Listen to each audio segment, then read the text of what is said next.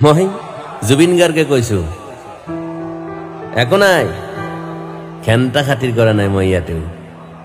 চিধাই মাক পাইছো অলপ দেৰিকৈ জংকি আহিব ভৱেনে গম পাইছে বাৰু কথাটো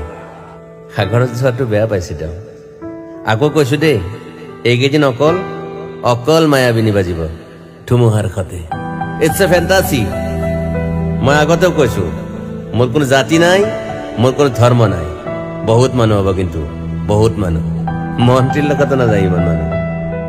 ৰিক্সাৱালা ঠেলাৱালা ভিখাৰী হিলছমেন সকলোকে চাব দিবি মোক পুলিচ কেইটাক কৈছো পাৰিলে ইউনিভাৰ্চিটিৰ ফালে মোক সমাধিস্থ কৰিবি গুৱাহাটীত হ'লে সুবিধা হয় হাতাইখিনি মানুহ পাই থাকিম মাতটোৱে দিব নোৱাৰো বাকী ৰাতিপুৱা হ'লে গান বাজিবই দেখোন ৩৫,০০০ গান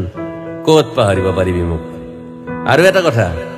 এই নৰ্থ ইষ্ট ফেষ্টিভেল নাই মইহে নাই কোনে গান গাব তাত গৰিমাক ক'লে হ'ল তাই সাহসী ছোৱালী বুজি পাব মই মাক পাই যোৱা বুলি ক'লে হ'ল এতিয়া আৰু চিজাৰৰ দৰৱটো মনত ৰাখিব নালাগে তাই সকাহ পাব অকণমান